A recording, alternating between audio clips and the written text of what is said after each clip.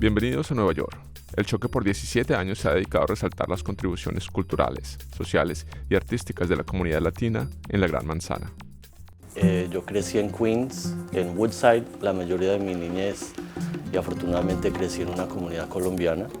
Mi mamá fue activista por medio de la iglesia. Yo fui monaguillo. De hecho, a los 3 años recién llegados acá, el Papa Juan Pablo II, yo creo que es, él hizo un tour de los Estados Unidos y mi mamá me llevó al desfile que tuvieron para él. Y el policía me agarró cuando el Papa estaba pasando y me levantó y el Papa me tocó en la cabeza. Eso obviamente quedó conmigo tanto que me acuerdo de ese momento. Yo diría que la Iglesia Católica hizo un papel muy grande en mi desarrollo y en mi entender o no entender mi sexualidad y todas las cosas por las que yo estaba pasando y pensando. Es difícil admitirlo porque no me parece muy normal, pero me pasó, entonces tengo que contarlo. Por a los 13 años empecé a escuchar la voz del demonio cuando me iba a dormir, diciéndome que mi destino era sufrir porque soy gay. Entonces, como de los 13 a los 15 años, tuve muchas noches donde cuando iba a dormir pensaba en un hombre y ahí mismo entonces pensaba que el diablo me estaba hablando, y entonces empecé a dormir con la Biblia debajo de mi almohada. Cuando a los 15 años yo empecé a ya como entrar a otra cultura, no la iglesia, sino el mundo de Manhattan, de high school, de bachillerato. Entonces en el Brooklyn Tech había un grupo para estudiantes gays y sus aliados, y me acuerdo que la primera reunión que atendí, cuando era mi turno, que nos estábamos presentando, y yo obviamente tenía mucho miedo, recuerdo que dije, yo soy bisexual y no pienso decirle a mis papás ni a nadie fuera de este grupo hasta que yo esté en la universidad, en college. Y eso no fue así, porque el poder de encontrar una comunidad de personas como uno, cuando uno se siente tan solo y tan rechazado por la religión, por la familia, el poder es muy, muy fuerte. Y dentro de un mes yo ya decidí declararme gay a todo el mundo. Al tomar esa decisión, rechacé casi todo lo de mi pasado. Rechacé el catolicismo y la religión, punto. Porque ya no tenía sentido para mí. Yo le conté a mi mamá poco después de eso que era gay, y al contarle ya no había closet. Y entonces al principio mi mamá me rechazó por eso, pero sé que era porque quería que yo no sufriera en la vida. Entonces quiso como convencerme de que no, es una fase y usted no es gay, no piense así. Y se demoró como 2 años para poder usar la palabra gay. Y así fue, con el tiempo lo aceptaron y lo procesaron, pero al principio fue difícil. Me volví activista como gay youth, de jóvenes gays, a nivel nacional, donde fui a conferencias y hablaba con los medios de comunicación acerca de temas que me tocaban como un joven gay. Y eso era como en el 94, 95. Pienso mucho en personas en otros países donde la consecuencia de ser gay es ser asesinado.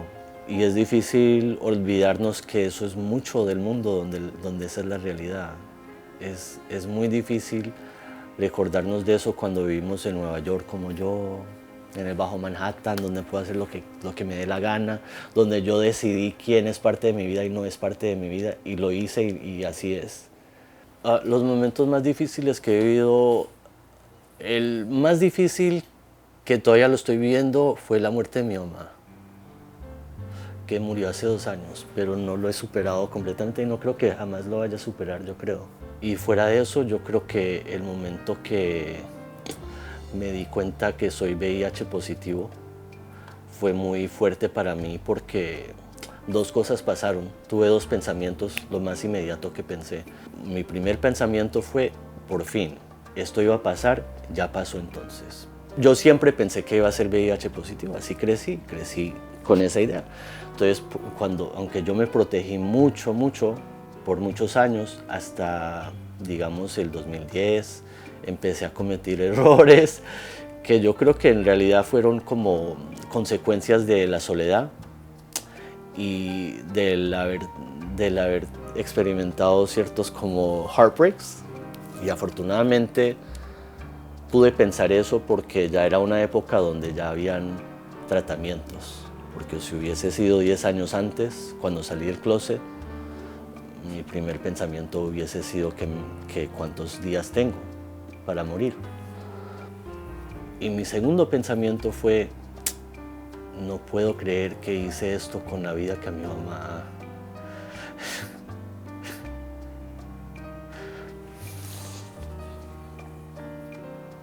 La vida que mi mamá hizo tanto esfuerzo para darnos tanto. Como mujer inmigrante. Y eso fue uno de los momentos más difíciles de mi vida, aparte de perder a mi mamá. Pero sentí que era muy importante seguir. Y no pretender que no tenía VIH, pero seguir y al seguir ver dónde habían limitaciones, si es que habían limitaciones. Y no he tenido ninguna limitación. Y creo que siempre es como la voz de mi mamá, ¿cierto? Porque así era mi mamá. Con el tiempo uno como deja ir sueños.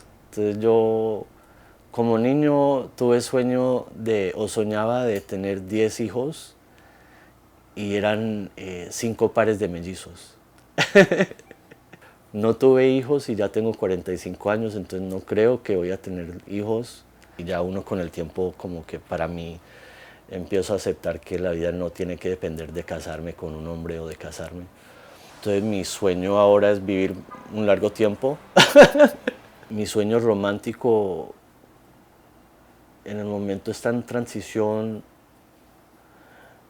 y quizás mi sueño es amarme yo mismo más. Porque creo que me hace falta un poco de eso. Todos los pueblos de habla hispana del mundo entero están representados en Nueva York. Contáctenos tv.cuni.edu/Nueva York.